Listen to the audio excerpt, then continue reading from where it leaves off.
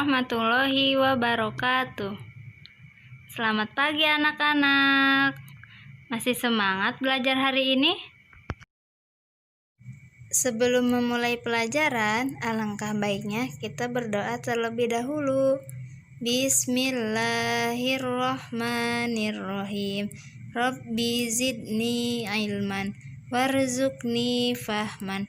Ya Allah, tambahkanlah ilmuku dan pertinggilah kecerdasanku. Amin. Pada pelajaran hari ini, saya meminta siswa untuk absen dengan mengupload foto memakai baju seragam. Dan baju seragam yang dipakai menggunakan baju putih sama biru. Dan para siswa-siswi pun langsung mengabsenkan diri mereka ke grup melalui foto memakai baju seragam. Setelah proses absen melalui foto selesai, saya pun memulai pelajaran.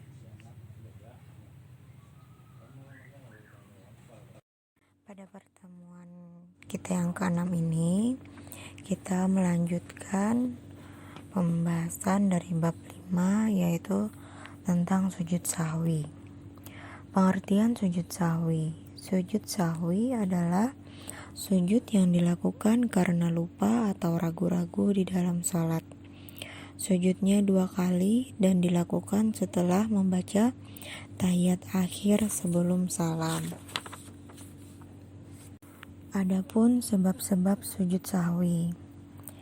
Yang pertama, apabila kita lupa meninggalkan salah satu rukun salat, seperti lupa melakukan rukuk, i'tidal atau sujud, lupa atau ragu tentang jumlah rakaat, lupa membaca doa kunut, bagi yang membiasakan baca doa kunut, lupa melakukan tasyahud awal, dan kelebihan atau kekurangan dalam jumlah rakaat. Dalam kasus rakaat yang kurang, apabila pada saat salat ada yang mengingatkan bahwa rakaat salat kita kurang, maka harus segera berdiri, takbir dan melengkapi jumlah rakaatnya, baru kemudian melakukan sujud sahwi. Laksanakan sebelum salam. Apabila orang yang sedang salat lupa akan bilangan salat yang sedang dikerjakan, atau lupa tidak melakukan tahiyat awal dan kita baru ingat sebelum dia salam. Pertama, setelah selesai membaca tahiyat akhir, langsung sujud lagi dengan membaca Subhana man la yanamu wa la yashu, yang artinya Maha Suci Allah yang tidak tidur dan lupa. Kedua, bangun dari sujud disertai dan mengucapkan takbir. Kemudian duduk sebentar, lalu takbir, dan dilanjutkan sujud lagi dengan doa yang sama dengan sujud pertama. Keempat, duduk kembali dan diakhiri dengan salam. Hikmah melakukan sujud sahwi. Hikmahnya, kita diajarkan untuk bisa memahami bahwa orang lain juga bisa salah. Jika orang tersebut mengakui kesalahannya dan meminta maaf, maka kita sebagai umat Islam diajarkan untuk segera memberikan maaf. Ingatlah bahwa sikap takabur itu bisa terjangkit kepada siapa saja, kapan saja, dan di mana saja.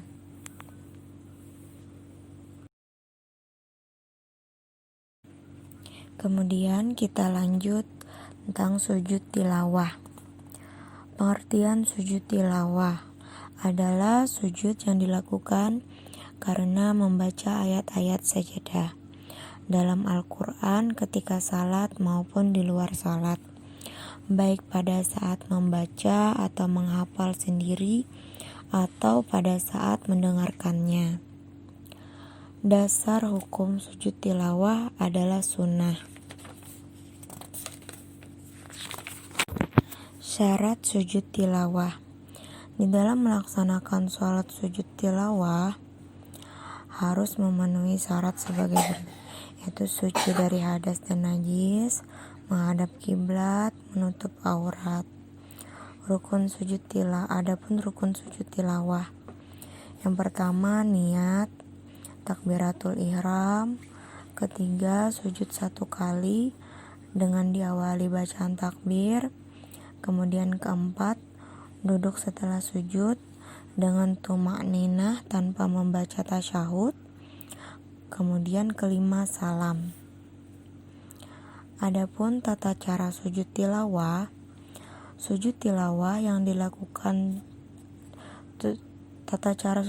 ini ada 2 macam. Yang pertama, sujud tilawah yang dilakukan di luar salat. Yang kedua, sujud tilawah yang dilakukan di dalam salat. Yang pertama, sujud tilawah yang dilakukan di luar salat adalah: pertama, berdiri menghadap kiblat. Kedua, berniat melakukan sujud tilawah. Ketiga, takbiratul ihram. Keempat, sujud 1 kali. Kelima, duduk sejenak. Dan keenam, terakhir, salam. Sedangkan sujud tilawah yang dilakukan di dalam salat, pada saat kita sedang berdiri dalam salat membaca ayat sajadah atau imam membaca ayat sajadah, kita langsung melakukan sujud 1 kali dengan membaca doa sujud tilawah. Setelah selesai melakukan sujud tilawah, kita langsung berdiri lagi dan melanjutkan salat kembali.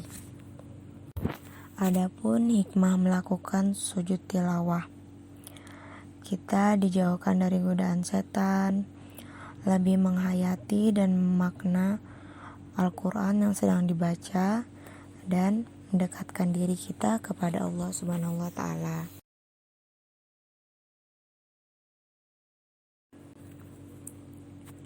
Nah, setelah pembelajaran ini, kakak akan bagikan tugas PG yang ada pada halaman 92, 93, dan 94. Di situ ada PG 1 sampai 10. Terus di bawah PG ada esai bagian B. Esainya 1 sampai 5. Dikerjakan di buku tugas, dan kalau sudah selesai dikerjakan, langsung wapri ke WA ke kakak. Oke, makasih. Kemudian saya mengirimkan foto-foto soal PG dengan esai. Saya kembali menjelaskan pengerjaan PG dengan esai, yaitu dengan cara soalnya tetap ditulis, setelah itu baru jawabannya. Kenapa kakak nyuruh soal sama jawabannya ditulis? Supaya agar mempermudah kalian buat membaca lagi kembali. Pembelajaran telah selesai dan saya pun menutupnya dengan mengucapkan Assalamualaikum warahmatullahi wabarakatuh.